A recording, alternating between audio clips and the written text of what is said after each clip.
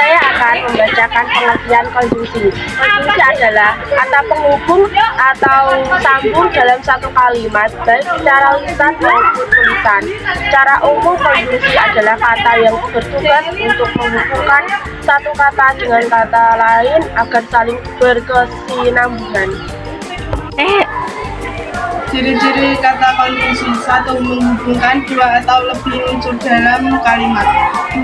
Menunjukkan hubungan antara unsur-unsur yang dihubungkannya. 3. Tidak dapat berdiri sendiri sebagai kalimat. 4. Memiliki banyak jenis seperti konjungsi koordinatif dan lain-lain. 5. Ditemukan di berbagai jenis kalimat seperti kalimat sederhana, kalimat majmuk, dan lain-lain. 6. Memiliki peran penting dalam menyampaikan makna dan mengatur susunan kalimat dengan baik.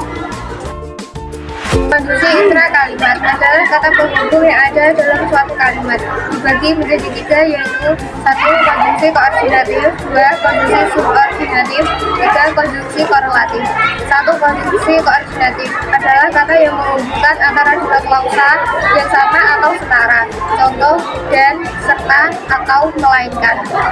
Contoh kalimat adalah ayah dan ibu pergi jalan-jalan. Kedua, konjungsi subordinatif adalah kata yang menghubungkan antara dua klausa atau lebih yang tidak setara. Contoh, konjungsi waktu: ketika, seindah, sebelum, sementara, sejak. Konjungsi syarat: jika, apabila. Konjungsi pengandaian: seandainya. Konjungsi tujuan: agar, supaya. Konjungsi sebab: karena, sebab. Konjungsi alat dan cara: dengan. Konjungsi pembanding: seperti, laksana, dan pada. Contoh kalimatnya yaitu tim itu akan menang jika pemain andalan tidak cedera. Dia datang sejak tadi. 3. Konjungsi korelatif adalah kata penghubung guna menghubungkan dua atau lebih kata frasa di mana kedua kata dihubungkan sama-sama subjek.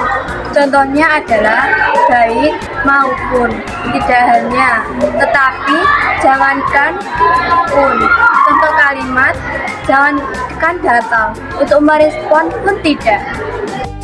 Konjungsi antar kalimat adalah kata penghubung yang menghubungkan dua kata atau lebih guna memberikan makna terhadap kalimat sebelum dan sesudahnya agar lebih lengkap. Contoh: konsekuensi: akibatnya, dengan demikian, oleh sebab itu. Keadaan sebenarnya, sesungguhnya, dan luasannya. Keadaan sebelumnya, bahkan, malah. Keadaan setelahnya, selanjutnya, setelah itu, kemudian. Kebalikan, sebaliknya. Militan, akan tetapi, namun, kesediaan, meskipun, walaupun. Contoh kalimat: kedatangan orang itu sangat membutuhkan dampak positif, bahkan pekerjaan yang seharusnya belum selesai bisa diselesaikan olehnya.